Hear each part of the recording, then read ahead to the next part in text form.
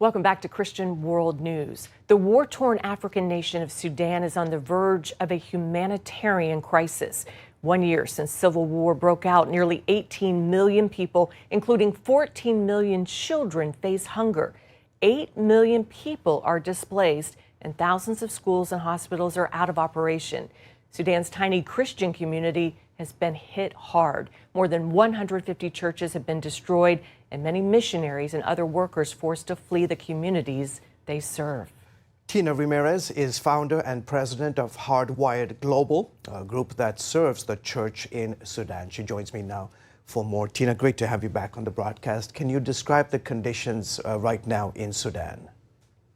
Yeah, thank you for having me. Just last week, we were doing programs for our organization, Hardwired, which promotes religious freedom around the world, in Juba in South Sudan. And it's, in talking with the Christian leaders there, it was a gathering of college leaders from universities, Christian college leaders from across South Sudan. All of them are deeply troubled by what's happening in the north, because you really can't separate what's happening in Khartoum from the rest of Sudan or South Sudan. The countries are so intertwined with their histories and the people and their families. And in Sudan, as your colleague mentioned, millions of people have been displaced, have had to flee. Tens of thousands have been killed. And for the churches in particular in the north, it's been extremely hard because they're some of the poorest of the poor. They don't have, any representation really in the country that can speak for them politically. And so they have just been surviving. And churches have been attacked. They've been used as barracks for the military operations. Many people have died within the churches. It's just extremely frightening. Never before have the Christians in Sudan seen this kind of fighting in Khartoum. It's happened in the Nuba Mountains and in Darfur and all over the country. But for it to come right into the heart of the city where the majority of the population has just completely uprooted everybody. And the church is just displaced all over the country and even outside of the country right now. Tina, why is there a lack of international aid, and what needs to be done to change the narrative? Well, I think that the failure in Sudan, as in South Sudan, occurred a long time ago. This is nothing new. The United States was very interested in Sudan. I actually first was involved and first traveled to Sudan as a congressional staffer for the U.S. Congress, helping to move forward the comprehensive peace agreement negotiations back in 2007. And that led ultimately to the secession of South Sudan. But since the secession of South Sudan, I think there was a false sense of peace between the two countries. And since then, obviously, Omar al-Bashir was overthrown in 2019. My company had been training leaders in Khartoum since 2013 to help rebuild the country and fight for religious freedom in the Constitution. But there's a sense internationally, I think, of fatigue in Sudan because of the long war. There was a false sense of hope.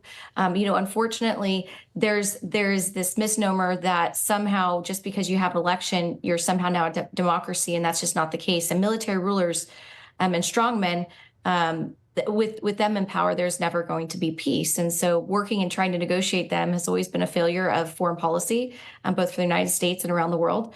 And that's what happened even with the fall of Omar al-Bashir in the north. We've seen that even in South Sudan when the South seceded.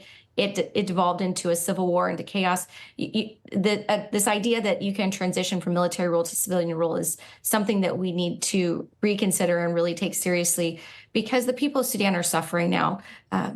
The situation there will be no peace without a ceasefire, without serious peace and reconciliation, without an international force that's going to enforce these values of democracy and freedom that the people of Sudan had fought so hard for.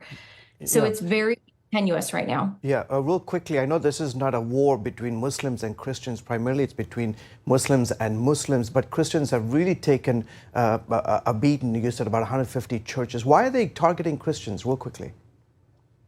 Well, Christians have always been the primary target because they really threaten the ideology of the government, which hasn't changed really, because It was just, Omar al-Bashir was just replaced by military strongmen who were part of the genocide that occurred against Christians.